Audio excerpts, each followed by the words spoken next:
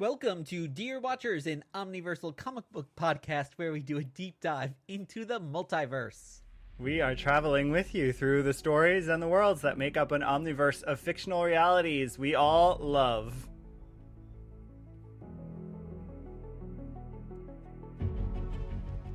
And your watchers on this journey are me, Guido.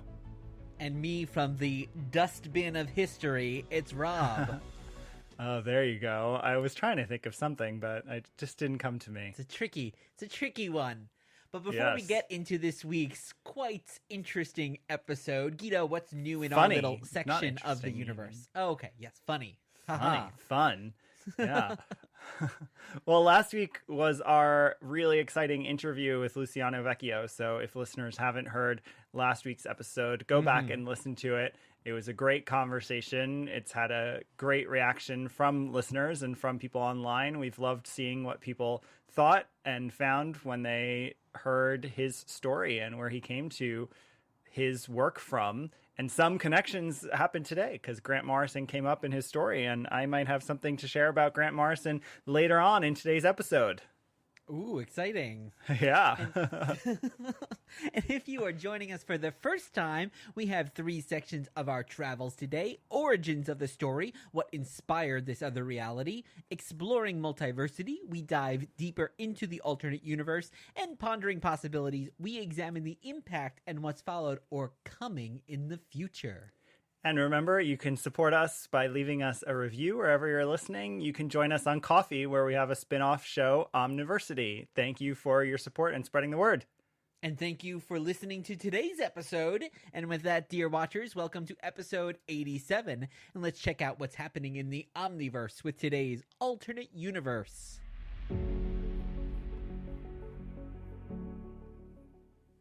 And today we are asking the question, what if there was a land of canceled heroes? And guess what? There is. So this is an unknown Earth. It may even exist across the entire fictional omniverse. More on that soon.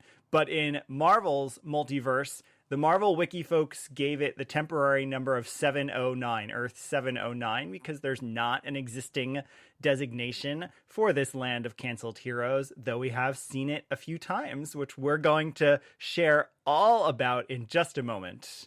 So the land of canceled heroes, Guido, these are heroes that tweeted anti-vaxxer things on Twitter, right? They said bad jokes on Twitter, sent out pictures of their private parts, so they're all canceled now. That's their private parts. What? Hold on. The whole spiel was going well, and then you had to say private parts. So I don't know. I guess you should be canceled for that, though. For calling. No, you should be canceled for calling one's genitals their private parts. When I grew up in the 1800s, that's what they were referred to. Anyway, but that's not what they are about. But we'll go. No, we can explore what might define a canceled hero, particularly in this media-saturated market. I want to talk about what cancellation means today. Not the version of cancellation you're describing, but the version these writers are talking about, which is they cease publication. Yeah, exactly. So, Guido, what was your background with the land of canceled heroes? So I knew it existed, and I was waiting for us to cover it. I did not know all of the tentacles this land has and may have until we did research and prep for this episode. But I knew that Kazar ended with this really wacky meta sequence, and I've just been waiting for us to cover it. How about you? I think I took you by surprise when I told you to read Kazar 34. Yes, I had no idea what to expect. I had never heard of this mystical land before, and I'm sure many of our other listeners haven't either. So with that, why don't we jump on our saber-toothed tiger and ride into origins of the story. Right now, on this very show, you're going to get the answer to all your questions. Our amazing story begins a few years ago. So the Earth we are covering today kicks off with Kazar, And we last covered Khazar back in episode 42. So we're not going to spend too much time really talking about Khazar as a character. He's a little But go back and tangential listen to episode to 42 because it was a lot of Exactly. fun. Yeah, that is one of my all-time favorite what ifs, and I think it is yours as well. What if New York remained the Savage Land forever?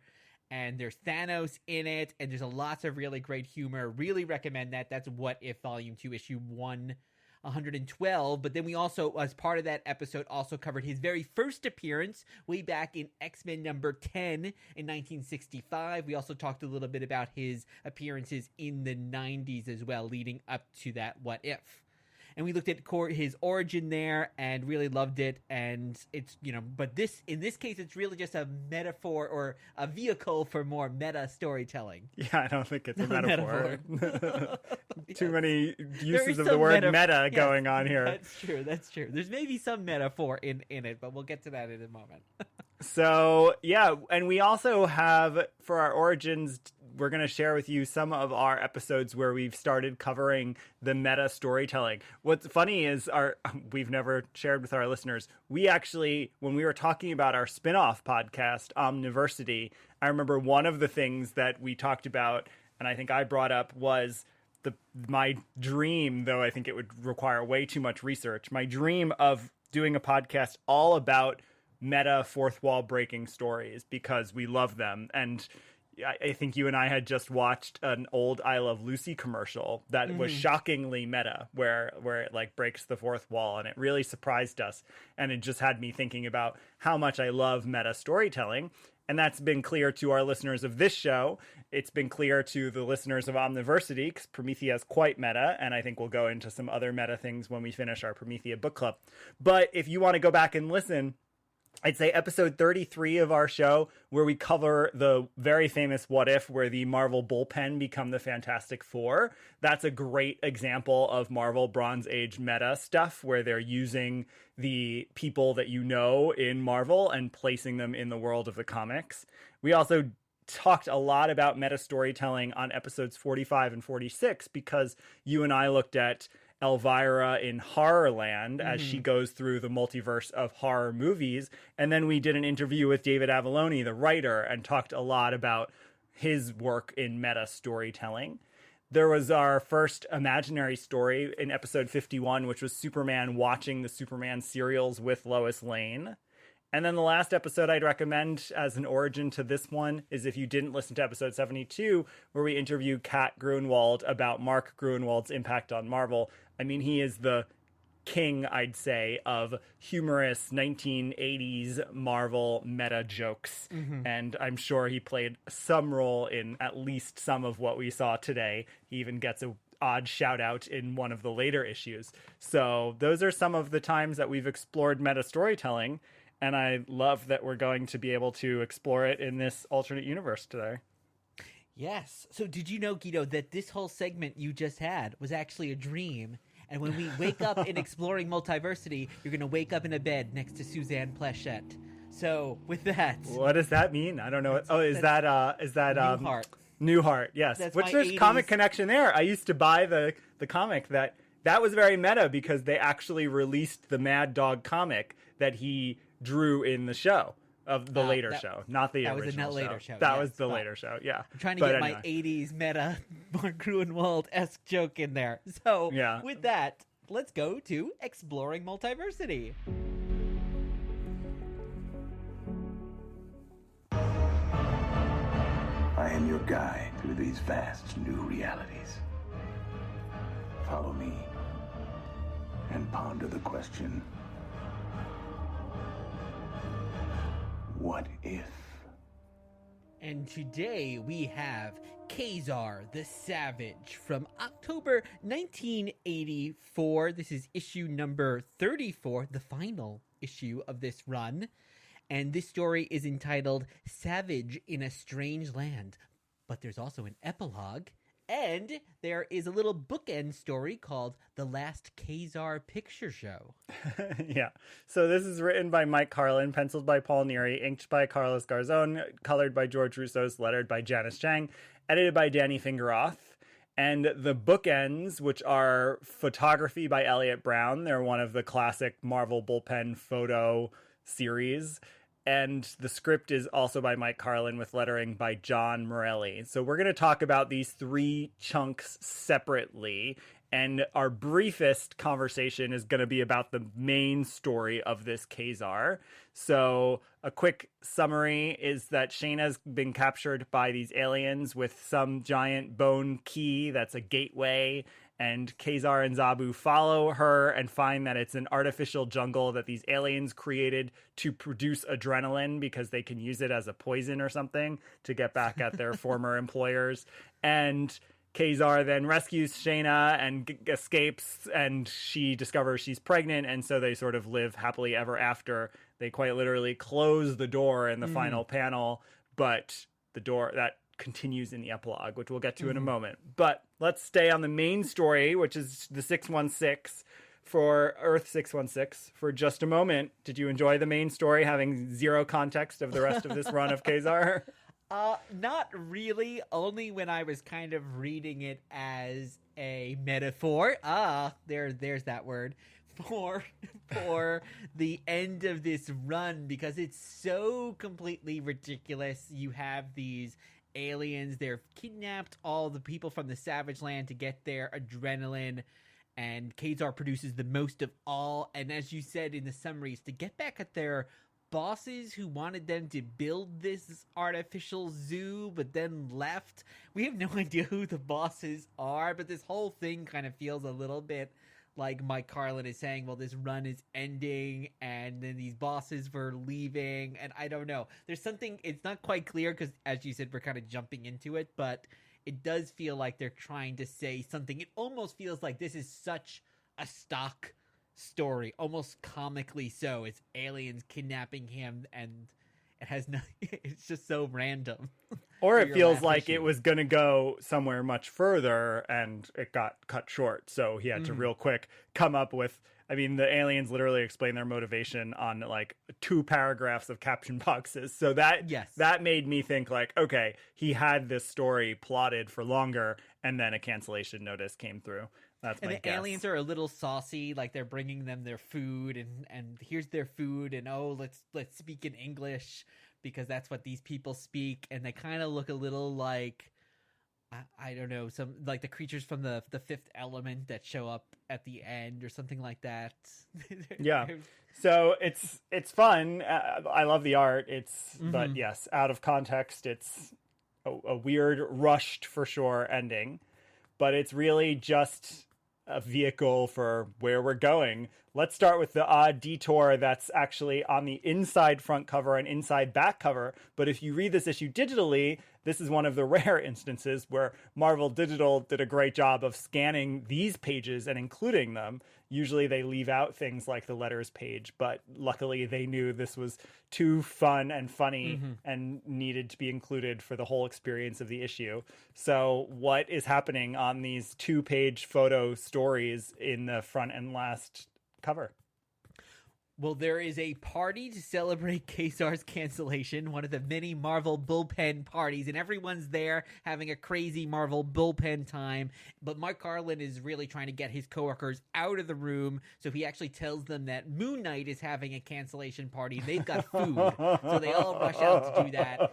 And then on the back cover, Mike Carlin's pretty much alone, and he's monologuing a bit, and then he uses this point, he's all nervous, and he uses this moment to propose to one very special reader, Patricia Powers.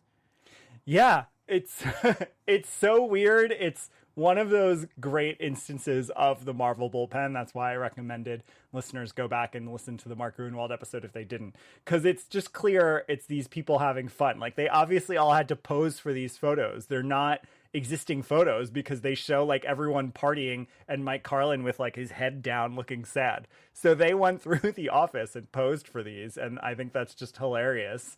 And then I suspect this is a real proposal that he's making to someone. I tried to find if he's married to a Patricia Carlin. It's pretty hard to find because both names are pretty similar, pretty common, Mike Carlin and Patricia Powers. So I couldn't find direct confirmation. Maybe she said no. I I don't know. What if she Who knows? said no after you go and publish this in a comic for everyone to see? That would not be great. But it is just a really fun artifact, and it's funny that they used the cancellation to play a little bit. And I don't know why it's called The Last Khazar Picture Show. I know there's a movie, The Last Picture Show, and And guess yeah, it was that's probably the thing contemporary about to the that. end of something, of course, the last picture show, last case. And what was fun too was at New York Comic Con this year, we actually got to go to a celebration of Mark Ruenwald, and a big part of that was actually Elliot Brown's photographs of the Marvel bullpen. That's actually where we got to meet Catherine Gruenwald. And it was really cool to see Elliot's name here, because he was one of the primary documenters of the zany Marvel of the he was an 80s assistant there. editor, but yes, he took all the pictures, and I'm waiting for a book from him. He mentioned it on that panel. But Yeah, and it reminds me, I said to you, even though he was doing with artwork, but it reminds me a little bit of like the work of Drew Friedman too, those kind of indie comics where it was not celebrities, it was kind of the take on the normal man there. And also I really liked, growing up, I loved Bullseye, that little one panel comic that they had in all the Marvel issues. And yeah, I always loved bullpen solicit. yeah, stuff. I loved all of those insights, all of the behind the scenes look at Marvel. So it's just great to get this here with some of the in jokes and everything. Yeah, and it's fitting that there's this meta wraparound, because then, of course, there's the epilogue to this issue, which is what takes us to Earth 709, our land of canceled heroes. So in the epilogue, we see that Khazar is in a comic book. So there's someone reading the final pages of the story when he clicks the door shut. But then Khazar gets pulled out of the comic and sort of turned into a spirit, and he has to fight all these shrouded demons. One is clearly Man-Thing, one is clearly Silver Surfer, Miss Marvel, and he's like, oh no, not again, like, here we go, I hate when this happens, don't you guys ever get tired? Like, clearly he's been fighting this battle before, we should say. And it's all a bit, he gets to Devil Dinosaur and he's like, all right, but no one is a match for Khazar, Lord of the land of canceled heroes. So what did you think when you flipped that page? Like, that was new for you. And then I'll go through everyone who we see in this who makes cameos, and we can talk more about it. But what did you think in that moment? I was totally surprised. I wasn't sure what was happening. And like you said, you don't quite see all of the characters that he's encountering. You can't quite tell who they are. But then I was like, oh, that's definitely Man-Thing. And he calls him this thing. So you get that. And then Silver Surfer's easy to identify, and Ms. Marvel. So it was like, oh, something's going on here. There's this big mansion then, so it has that kind of old dark house feel. What's happening? So I was then completely surprised that we're going into complete meta world. It almost reminded me of, I haven't read actually the Sandman comics, but even the Sandman TV show, where in the dream world, basically all the dreams are kind of hanging out before they get plucked down. Right, it's like a limbo. Yeah, a limbo. And I think you've seen that in other places before, so that's what it was making me think of. Well, we find out Khazar is the king of this place because he's been canceled the most, and everyone welcomes him back, and he is now reached the point where he has been terminated more than any other character in the Marvel universe at the time, and he swears he will be back. And in this land with him, we have Silver Surfer, Miss Marvel, Man-Thing, Devil Dinosaur, Nova, Spider-Woman, Deathlock, Killraven, Goliath, Dr. Druid, Brother Voodoo, Two-Gun Kid, Morbius, Dracula, the Howling Commandos, It, the Living Colossus, Kid Colt, Omega the Unknown, Phantom Rider, Shang-Chi, Werewolf by Night, Zombie, and I love they're hanging a banner up that says coming soon, Crysta, clearly Crystar, which is very funny because Crystar ends early the next year, so they must have known the writing was on the wall, or maybe the cancellation had been announced. And so it's Howard the funny. Duck hanging the banner. Oh yes, I didn't even add him to our list. So yeah. So it's funny. It's great, a great example of meta humor, this land of canceled heroes. Now, obviously, the other fun thing is some of these characters have been canceled since. I mean, Omega the Unknown was just barely resurrected once for one series 10 years ago, and then Steve Orlando just brought him back last year. Kid Colt, I don't know, there's been much with it, the Living Colossus. And then, of course, you have characters like Captain Marvel and Shang-Chi, who, I mean, Shang-Chi has only had an ongoing since the movie. Captain Marvel, though, has had a huge renaissance, if you will.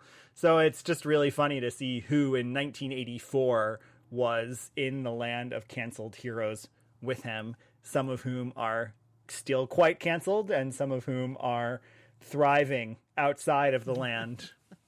Yeah, it's a lot of those mystical characters that must have been really big. Yes, well, there was the horror Bronze Age Yeah. of the 70s, which Yeah. we've talked about on a few episodes about Brother Ghost Rider or Druid, Man-Thing or yeah, Werewolf Brother by Night. Voodoo, Werewolf by Yeah. Night, Dracula, all those characters kind of pop. So, like, all up. those Bronze Age horror titles by 84 are canceled. And so they're hanging out in that land, waiting for their King Khazar to come along.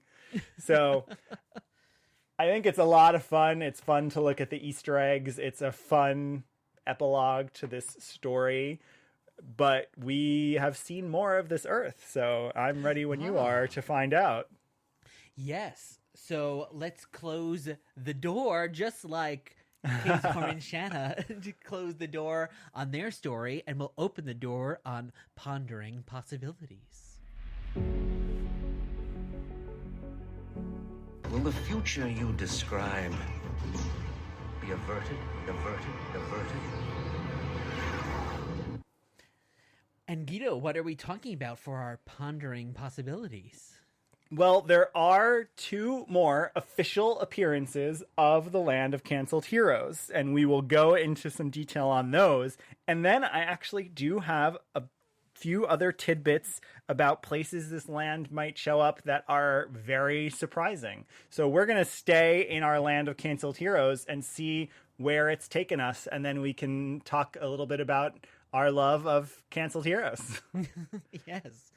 So first up is Silver Sable and the Wild Pack, issue number 35 from April 1995, and it's actually the backup story in that issue, Lil Sylvie. And that's written by Gregory Wright, penciled by Stephen Butler, inked by Pam Eckland, colored by Mike Rockowitz, lettered by Steve Dutro, and edited by Craig Anderson. And then we have Deadpool issue number 34 from November 1999, and that is chapter 10, verse 1, Sending in the Clowns. Written by Christopher Priest, penciled by Paco Diaz, inked by Rodney Ramos, colored by Shannon Blanchard, lettered by Rich Starkins Comic Craft, and edited by Ruben Diaz. So these are, of course, 11 and 15 years later. We have these visits to the Land of Canceled Heroes. In Silver Sable and the Wild Pack, as you mentioned, it's a backup with Lil Sylvie, who's like a cartoonish version of Silver Sable, who ends up going to the Land of Canceled Heroes and having to fight the spirit of canceled comics. Who's like And a giant devil, kind of a little bit like Night on Bald Mountain. Though it turns out that that's fake, and in fact, it's a tiny little corporate suit with a mustache and white hair, A who little Stan-esque. in the end, or it looks a little Mark-esque, I'd say, other than the white hair. It does. It definitely looks like kind of the two of them together a little bit. Yeah. So in this story, and then I'll get into who's in it. In this story, we have her arriving and fighting this battle because her title has gone down the tubes, and I love that they send her there in a tube, and she says, "I hate visual metaphors." Very cute moment. So she gathers the League of Liberated Leading Ladies, who are all canceled women in tight costumes, hot women who would run you through for drooling, according to the script here, who then battle this spirit, and they get him to convert to the businessman version. But it turns out that he was canceling Silver Sable because she refused to wear this really skimpy outfit that he wanted her to wear. And so therefore it was going to be canceled. And she says that one day she'll be back to get revenge. And she wants a video game, a feature film, television show, t-shirt, poster, lunchboxes, theme park, and a balloon in the Thanksgiving Day parade. And that's the end of this cute visit to the land of canceled heroes. So in this land, we have the Wild Pack, Lil Sylvie, Acro Year, Black Bolt, Black Panther, Brother Voodoo, Devil Dinosaur, Iron Fist, Kazar, Phantom Rider, Power Man, Rawhide Kid. League of the Liberated Leading Ladies includes Dazzler, Miss Marvel, Red Sonja, Scarlet Witch, Shayna, She-Hulk, Spider-Woman. We have a cameo from Mickey Mouse. We have tombstones in the graveyard for titles like Nomad and Tomb of Dracula and What the... Kid Colt, the whole entire new universe, which has an atom bomb explosion on the graveyard, which is great, and Night Stalker. So lots of in-jokes here to not just canceled characters, but canceled titles and things that we haven't seen in a while.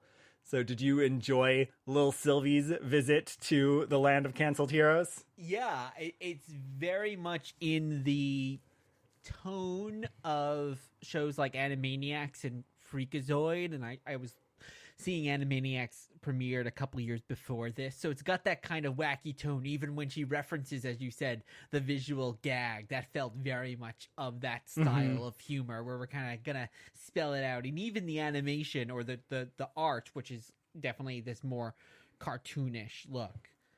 Yeah, and it's also like What the. It's funny that What the is on a tombstone there, because all the What the titles have the cartoony Fred Hembeck-esque art. Yes, Fred very Hembeck much, usually yeah. did parts of them, and this is a fun play on that.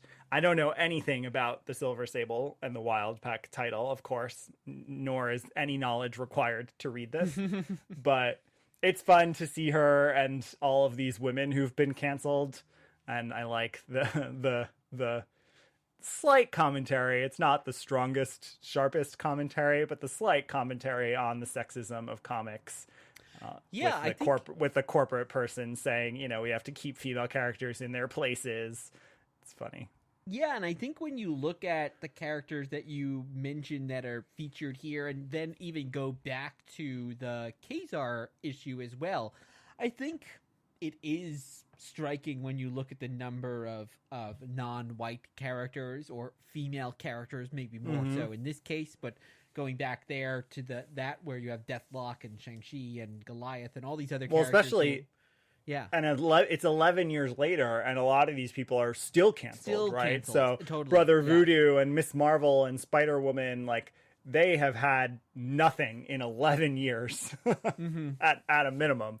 So that is also shocking. And you're right, it is disproportionately women and non-white men. Even the line about... There's a fun joke about Dazzler being replaced in the X-Men by a child, and it's Jubilee there, and Dazzler saying, "Well, Disco's coming back." But even that, you can even read into it as being a bit of commentary. And Dazzler was representing the young, the hip, and okay. But now she's no longer. But now young she's and aged hip. out. Yeah, She's aged out. We got to put in the younger one. We got to. So there's even a little bit in that. They, as you said, they don't kind of go too deep into it, but it's definitely there. Yeah, or Wanda said she got canceled because she ended up married to Vision, so there was nothing left for her. And that is something we hear all the time when queer characters or female characters marry off, and then they don't have anything to do anymore. They kind of put them into the background. So it's definitely there. Yeah, so another clever visit, and I also I think it's funny. I wish I knew if Gregory Wright had read the Kazar, was a fan of the Kazar, or maybe someone told him about it. It's just funny to think that this one-time appearance of this concept 11 years later makes another appearance. Well, and you mentioned that the corporate character might look a bit like Mark Gruenwald, and Mark does have a very random... oblique shout out where on the credits page where everyone else has their credits listed of what they actually did, and then it just says Mark Gruenwald really does like cheese. So I don't know what that is. I don't know if it's cheese in terms of humor or cheese the actual food, but maybe knowing that Mark was the person who knew all of this stuff and knew all things metaverse, omniverse, maybe he gets that credit because he brought the world of canceled heroes to Greg Wright. Could be. And then let's see, 4 years later, we end up in this Deadpool issue. So this is an interesting one because what's happening here is that the issue prior is Joe Kelly's last issue on Deadpool. Joe Kelly is the voice of Deadpool. He is really who can be credited for Deadpool's meta fourth wall breaking voice. He starts it in his writing, which is the first ongoing that Deadpool has. This is then the continuation of that series, taken over by Christopher Priest. Christopher Priest, of course, here is very cleverly making a joke about the fact that he's brought in 2 series and then they always get canceled. So he's always brought into a sinking ship. Now, the setup is really fun because, first of all, we have a few great jokes right off the bat, like the mailman calling Wade Slade, which is a great joke because, of course, he's based on Slade Wilson, Deathstroke the Terminator, and he's Wade Wilson.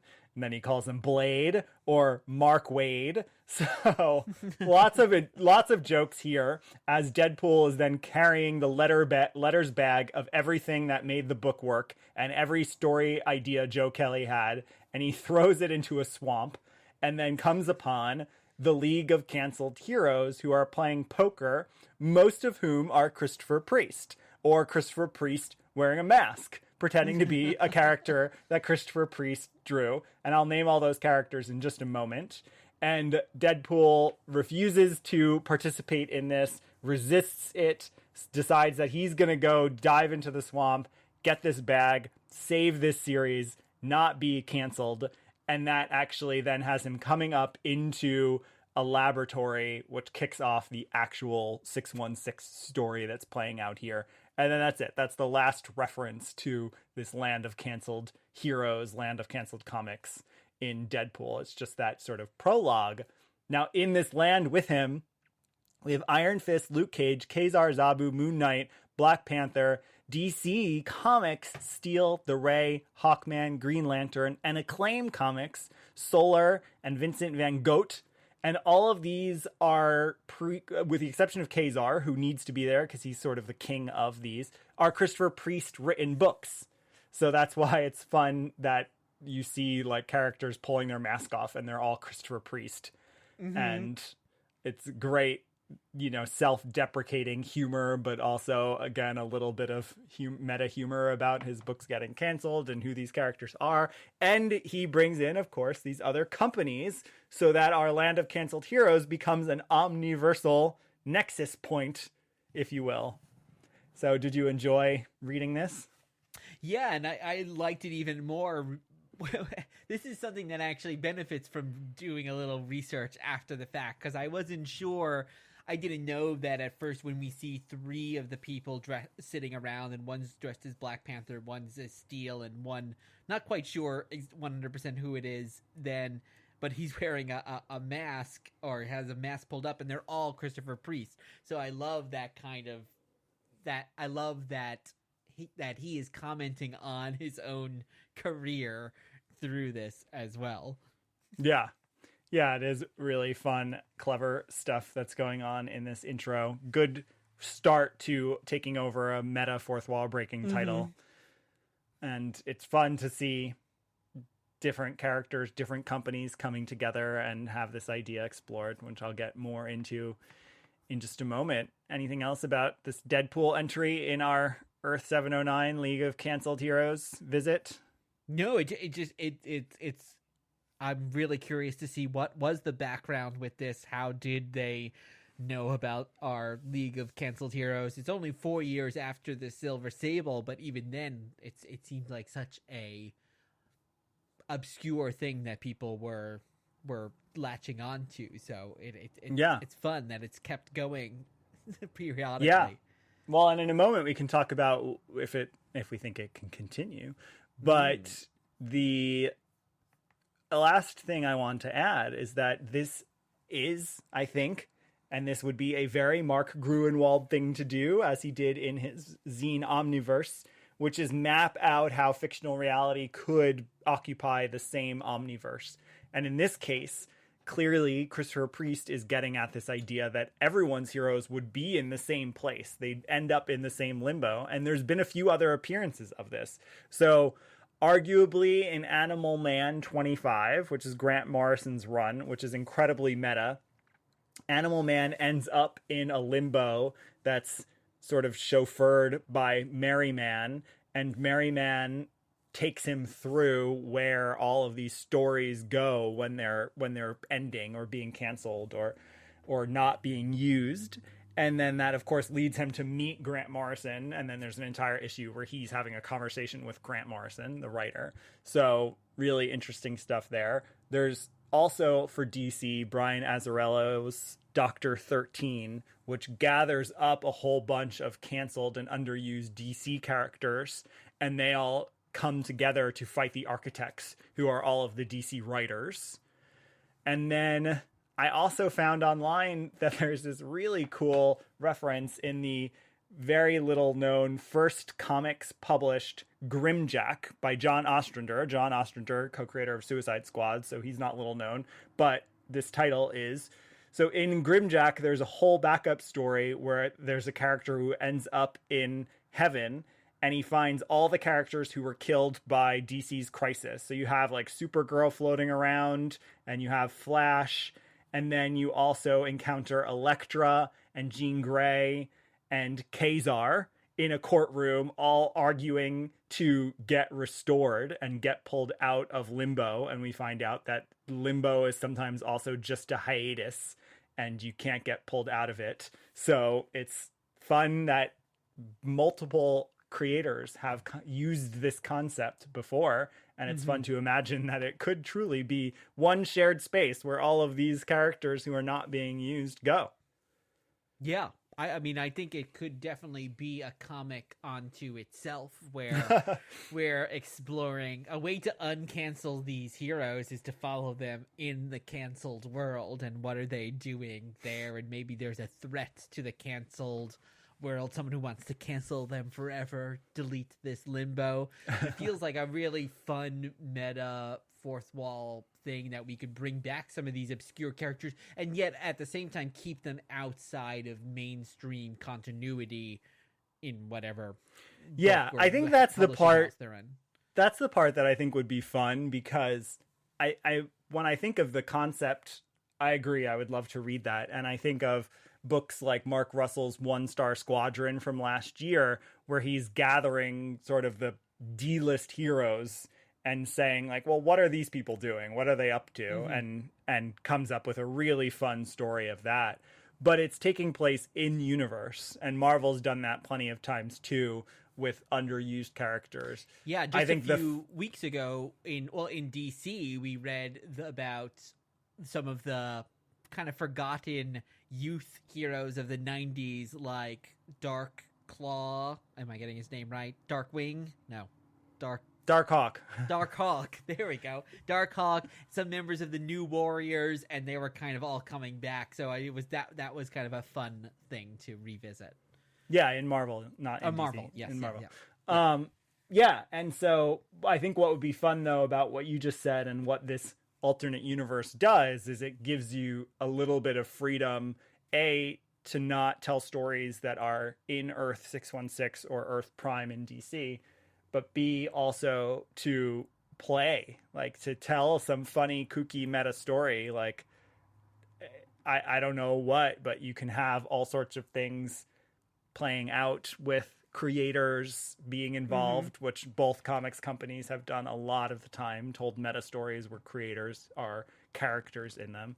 But I think it could be really fun, and I would love to see it. And there are a few people on this list. I mean, unless you count miniseries. If you count miniseries, then I think at this point DC has resurrected almost everyone who we saw in these three appearances of the League. I mean, Marvel has resurrected almost everyone we saw at some point. But there's a few, like Killraven. He makes an appearance in Avengers Forever, but he's never had a title of his own since the 70s into the 80s. And then Kristar, same thing, hasn't come back. So it would be fun to find the people who really have been stuck there for 30 years. Now, some of them are like rights issues. Yeah. It's not clear that Marvel entirely owns the rights to Kristar, but some of them or are what about not. bringing some of the characters back in their old form there? So I think it's in the Silver Sable one where Luke Cage is making fun of the fact that he's wearing his old outfit. Like you could have characters in kind of their outdated version as well, or maybe a character I'm thinking in like DC world where some of those old characters like Hawkman or Dr. Fate have been many different people over time. Well, then you just visit like the Kent Nelson Dr. Fate who's living in this limbo. And because maybe the Dr. Fate currently is someone else in the mainstream continuity. So it's a fun way to, even characters that are still active, you could pull in alternate versions of them that might have been put aside. Yeah.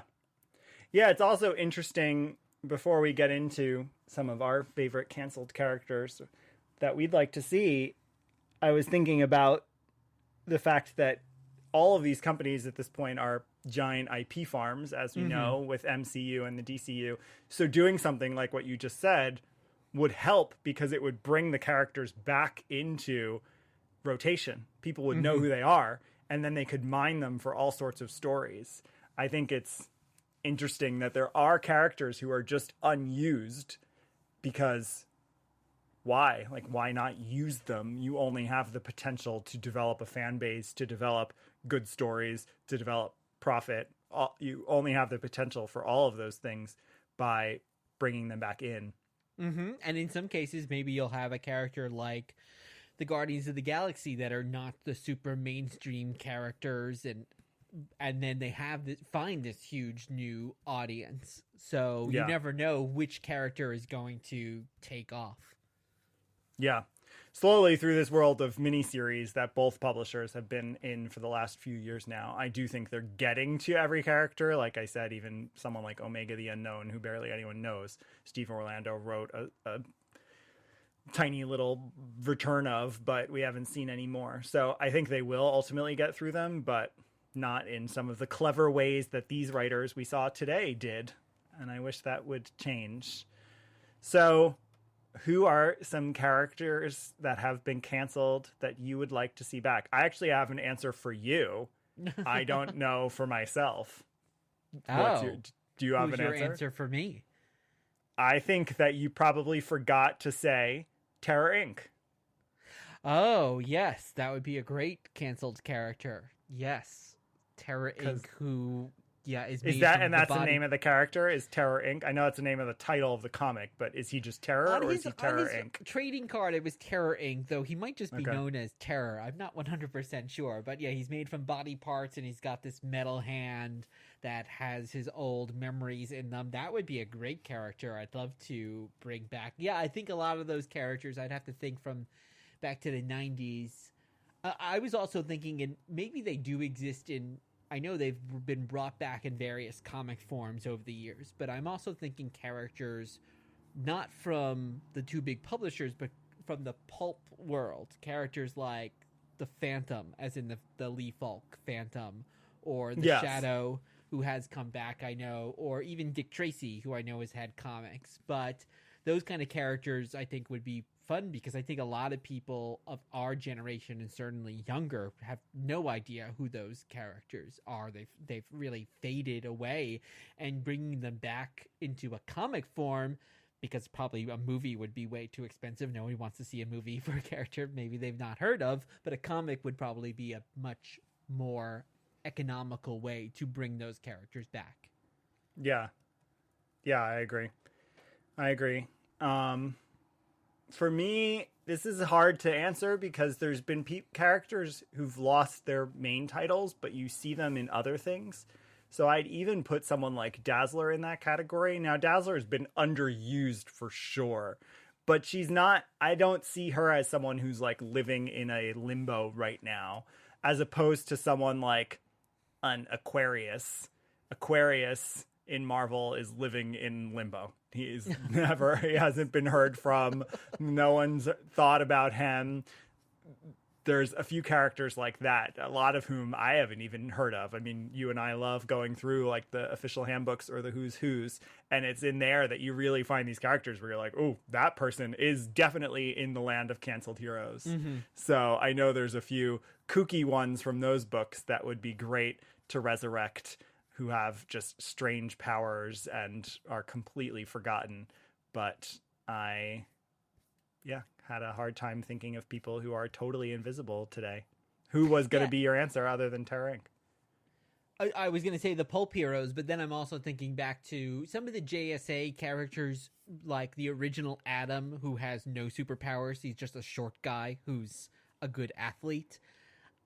Or I love the original Sandman, the Wesley Dodd Sandman. And I know those characters have come back kind of periodically, but for the most part, I don't think, at least like that Adam is the main Adam like these days. I don't even know where he exists, but it would be fun to kind of have those characters resurrected again in some kind of alternate universe where they don't have to disrupt the mainstream continuity.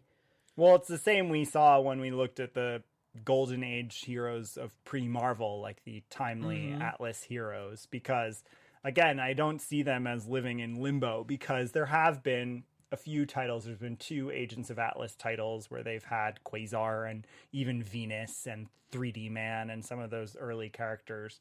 And so I don't see them as being totally forgotten, but it would be fun to see them back, and it would definitely be fun to see them all tied together somewhere. I mean, I'm just scrolling through the official handbook, and there's characters like Angar the Screamer.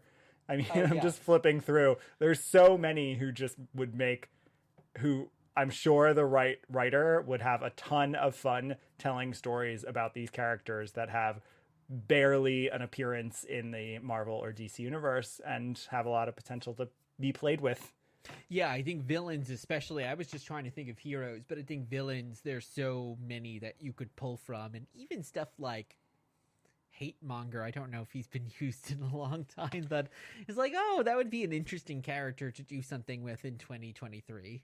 Yes, that one. I think you've even mentioned that before. So yes, he's not in limbo though. He's definitely been around, I'd say, a few times. So well, that's especially villains is even trickier, because I think it's easier to maybe pop them into an issue as being a one-off baddie, and maybe the heroes might feel like you have to develop a little bit more. As you said, some of these characters like Dazzler have been around but underutilized, and of course the villains for the most part are not getting their own books. So I think it is different when you're dealing with some of these heroes like we've both been mostly talking about today. Yeah. So tell us who you think should be resurrected from the land of canceled heroes, or who should have a story told in the land of canceled heroes about them. I'm sure there are lots of characters out there that people are ready to see or ready to see together with their fellow canceled friends. Even Quasar had a miniseries a few years ago that was great, but he is nowhere. So he's still king of the canceled heroes, I say. He's still down there ruling over them. I'd love to see him back, going from some of the other Quasar books that we've read. There's actually a lot of humor and a lot of potential there. So I think maybe he leads the revolution for the League of Canceled Heroes, for the land of canceled heroes. I look forward to that story one day. So that is a wrap on our visit to the land of canceled heroes. Dear watchers, thank you for listening. I have been Guido. I have been Rob, and this entire episode was just in your head inside a snow globe. Ooh. The reading list is in the show notes. You can follow us on all social media at Dear Watchers, where we want to know what canceled heroes you want to see. And leave a review wherever you listen to podcasts. We'll be back soon with another trip through the multiverse. In the meantime, keep pondering the possibilities.